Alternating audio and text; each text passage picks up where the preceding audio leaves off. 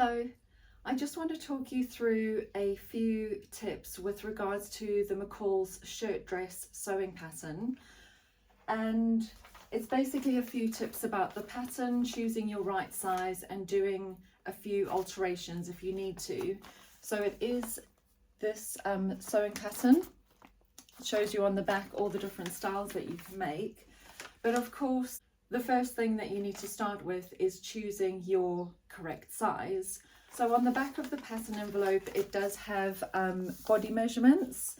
So what you would do is measure your bust, waist and hip, compare it to the measurements on the sewing pattern, and that should give you your starting size.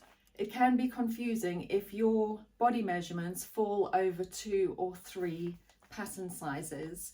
So I will talk you through how to combine the sizes as well with the sewing pattern. This pattern actually includes 3 different front bodice pieces.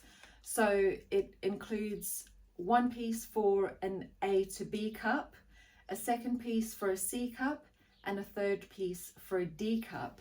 So you can actually measure yourself and see which bracket you fall into. Inside the pattern envelope, you will have a list of instructions.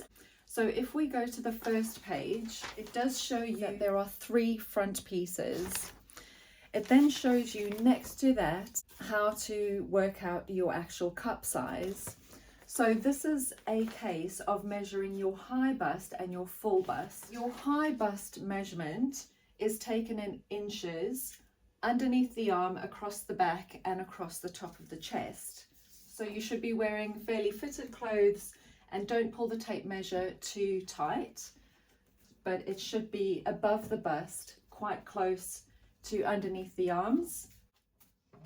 You would then also take your full bust measurement, so that is a bit lower down and it is across the fullest part of the bust, and again snug but not tight. So take the bust measurement in inches as well, and then what you would need to do is subtract your bust measurement from your full bust measurement, and that will give you the difference in inches. The sewing pattern actually does go through with you how to do that, and then it will actually suggest the front bodice piece that you need to cut. I just want to go across to the lay plan, which is the fabric cutting advice that they give you in the pattern as well. In these lay plans, it does show you a copy of each pattern piece that you would need for each of the different styles of dresses included in this pattern.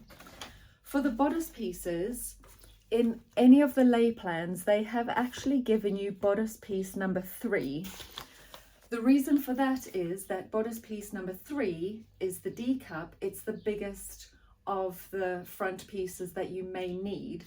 So all they're doing is making sure that they accommodate in the cutting plan for the biggest front piece. So whether you are cutting bodice piece number 1 or number 2 or number 3, it is showing you the lay plan that you can use, knowing that the smaller sizes will fit into that as well. So when you have found your cup size and whichever front you're going to cut, that is the piece that you will choose and substitute it in the lay plan for piece number 3. Often in sewing patterns, once you've taken your body measurements and it suggests a size for you, you might find that they are suggesting that you size up 1 or 2 sizes from the size that you most commonly wear. This is because firstly, each pattern brand has a base size for that particular brand. So go by what they suggest, but also bear in mind that the pattern does have ease built into it. Ease is the extra measurement for wearing comfort, and also they could be more or less ease depending on how they want the garment to fit. In the pattern, on the back of the envelope, it does actually give you finished pattern measurements. One of the ones included on the back of the envelope is the finished measurement for the bust. So that's helpful when you are deciding which cup size you're going to go for. How you would use finished measurements is by putting the tape measure back around your body to be at the measurement of the pattern envelope. If the pattern is suggesting that the finished garment measurements are a certain size. You would then put that around the relevant part of your body and hold the tape measure at the size that they have given you. Okay, so because that includes ease, it will actually be bigger than your actual body measurement. But that is so that you can decide whether you want to stick with the size that they suggest, or whether you might want to size down, or even if it's not enough ease, you might want to size up. It also has a note that other remaining measurements may be included on the actual pattern pieces. If I'm looking at one of the styles with the more fitted skirt, so piece number 13 is one of the pencil skirt pieces that you will need, and you may or may not be able to see. There is a mark there which is a cross with a circle around it, and underneath that mark they have given you measurements for each size. That is your hip measurement of the actual sewing pattern after you have made up the garment.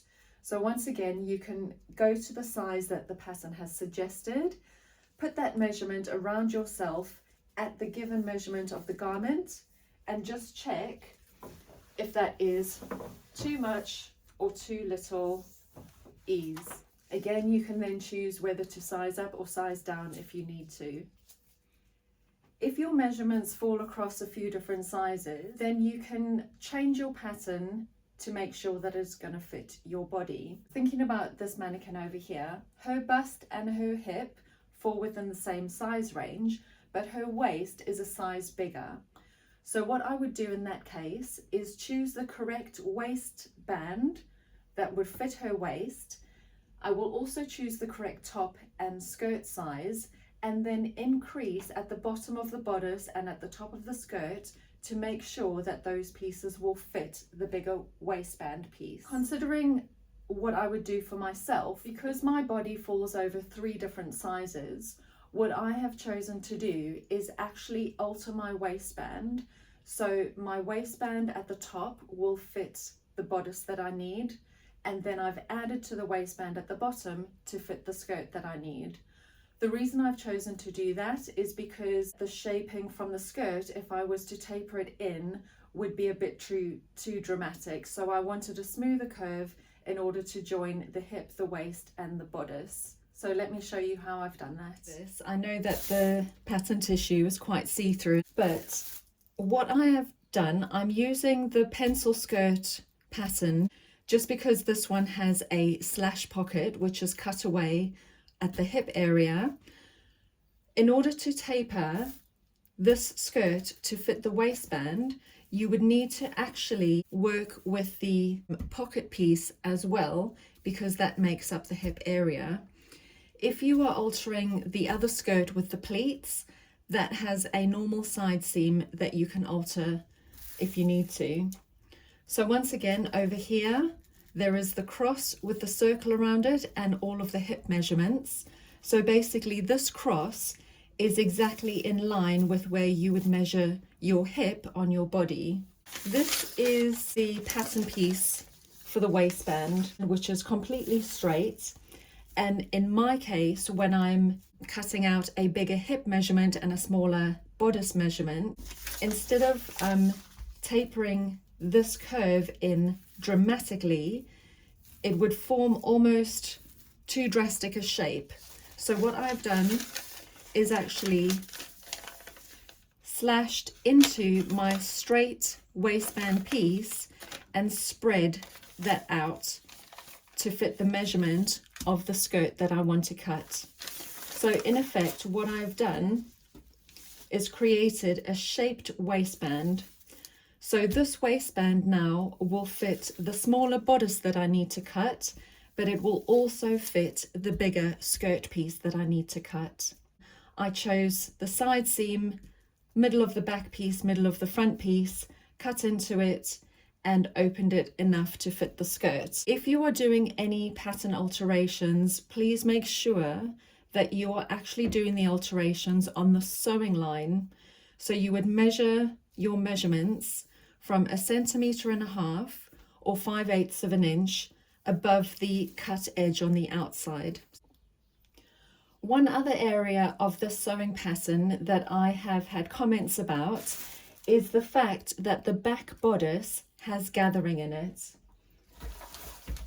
So it does show you on the pictures at the back that there is gathering on the back bodice at the top where it joins to the yoke.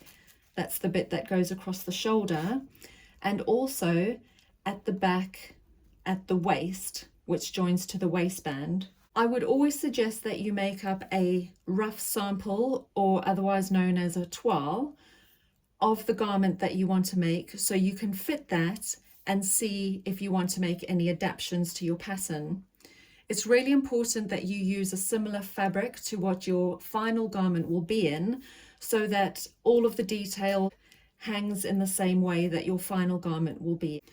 So with regards to the gathering, the first thing that you can do is actually work out how much gather is in the back of the bodice.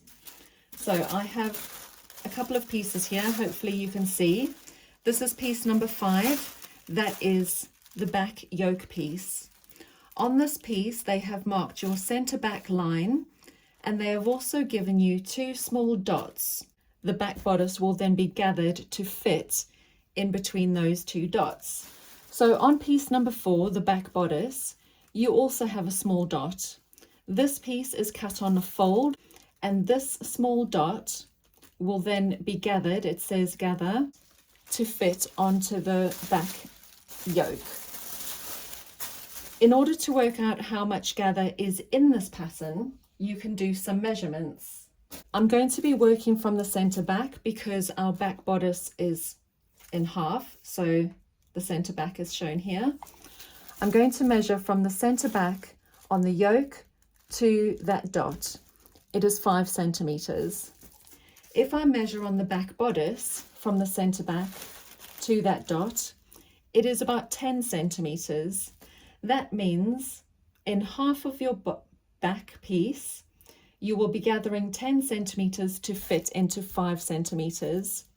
So that is quite a lot of gather, but if you have a very soft fabric, it would probably drape quite nicely. So you need to actually consider the fabric that you are using for your dress as well. If you want to reduce that gather in the top, you can actually reduce it by taking off at the center back. A problem may arise because you have gathering at the waist as well. So on the back bodice piece, we also have our center back, and then we have another dot. So this measurement would then need to be gathered to fit onto the waistband.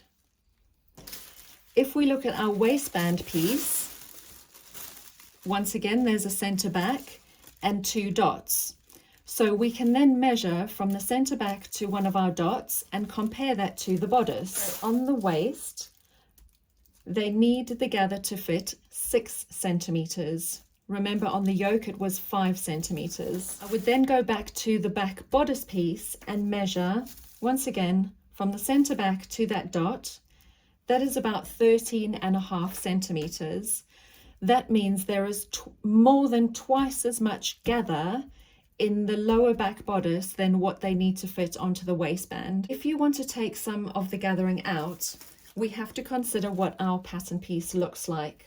So this is a copy of the back bodice. If you find that what they've included in the pattern is too much, you can actually remove some of the gather, half of the gather, all of the gather if you want, but be aware that a completely flat back bodice piece would sit really flat onto your back as well. Quite often you may have a dart in a fitted bodice, which will give you more movement around your shoulder area. So just consider that if you do want to make style changes. You can add a pleat in the top and the bottom, but with any style adjustments, you have to make sure that whatever you're changing on this piece matches up with the pieces it will get sewn to. So if you wanted to take out, let's say, all of the gather in the top and all of the gather in the bottom, you would then measure the finished measurement on the yoke and the waist and draw a line there. So at the top, I know on half the pattern it needs to gather to 5 centimeters. So I'm measuring from that circle to 5 centimeters. That's a line on the pattern. On the waist, it needs to gather to fit 6 centimeters. So I'll draw a line there. You could just join up these lines. Remember, once again, you want to work on the sewing line. So I'm just drawing in my seam allowance. So I'm drawing from the seam allowance of the yoke to the seam allowance on the waist. And you may be able to see that that is a diagonal line. It's not an even amount of gather. So if you were to fold this out, so that is removing all of the gather completely, you would end up with quite a strangely shaped piece. So if I open this out, you may be able to see that this goes up slightly to a point at the waist, and it goes up to a point at the top as well. But what you would need to do further on this piece is add a little bit to the waist at the bottom just to create a curve rather than a point, and take off slightly at the top once again to create a curve rather than a point. And then you would have your flat back bodice pattern piece. You can also have a pleat and gather if that is something that you think might work for you. So on the back of the dress that I have made, I have a pleat in the top, so it's flat at the top, but there is fullness of fabric on the inside, and then there is gather which I've kept at the waist. To show you how to do something like that, or how to add a pleat, you would once again work with your actual bodice piece. If I want to add a pleat at the top, I'm then going to measure from this dot to 5 centimeters along. That is because on the back yoke piece, between that dot and the center back is 5 centimeters. Okay, so essentially this dot on the back yoke would match up with this dot on the back bodice. The center back would then be this marking here, where my seam allowance is, and the rest of this would then become your pleat. So in effect, you would then be bringing this point, which is the center back of your yoke, to meet the center back of your back bodice, and that would create your pleat. You can do the same on the waistline, or if you need to, take out some of the fullness from the waist, and again, either put a pleat there, it can be deeper or shallower, and do the alterations like that. When the piece is actually cut on the fold and opened up, you want to make sure that the left and the right is joined with a smooth, straight line, not any points. One last thing that I wanted to show you is to do with the sleeve. If you are cutting a long sleeve, there is a cuff that fits along the bottom of the actual sleeve, but if you are cutting a short sleeve, they show you the cutting line and it is just turned in and stitched. One thing to note also, it gives you another cross with a circle around it, and it gives you some measurements. So these measurements at this point would be your bicep. That would be a really important point to check if you do struggle with either needing to take fabric or fullness out at your arms, or if you usually need to add a bit more fullness in at your arms, especially on the bicep. Check the measurement that they've given you on the sleeve pattern, compare that to your own body. I know this is not my bicep, but just to show you what you would do. Measure your actual body and then compare that to the measurements that your chosen size is on the pattern, and just work out if you think that measurement would be comfortable or not. If you need to size up or size down at the bicep, keep the sleeve head measurement the same so it will fit into your bodice, but taper the bicep in from that point or add onto it from that point. Okay, so this is a copy of a short sleeve. You may be able to see that this is not a straight line at the bottom of the sleeve, and that is often the case with short sleeves or cap sleeves. If you wanted to add a cuff onto the bottom of the sleeve, you have to consider the fact that it is not straight. There's probably 3 ways of adding a cuff onto the short sleeve. Hopefully you can see that the sleeve tapers towards the wrist. If you want to add a cuff to the short sleeve, you can sew it onto the bottom and just have it folded down towards the wrist, and in that case you can actually just continue drawing the same shape as this pattern and then cut 2 pieces for each sleeve, so a top of the cuff and a facing for the cuff for the left and the right. Make sure you're adding seam allowance on the top and the bottom of those pieces, so that's a cuff that just hangs straight down from the sleeve. If you want to do a cuff on the short sleeve which folds upwards, what you actually need to do is to draw your cuff on the actual sleeve pattern, because once again it needs to fit that tapered angle. Once again, add your seam allowance and the shape of the cuff would then sit into the top of the sleeve. The third thing that you can do is create a cuff that is cut on the bias. So you may know that if you cut fabric on the bias, it tends to have a little bit of give or a little bit of stretch. That would be the only case where I would be happy to cut a cuff in a straight band, because a straight band on the bias will fit onto this curve. If you do the cuff on the bias, you have the option of laying it flat down from the sleeve or of folding it up towards the bicep. The only thing I would mention if you are cutting a cuff on the bias is consider your print. Will it be strange if the print is going at a diagonal?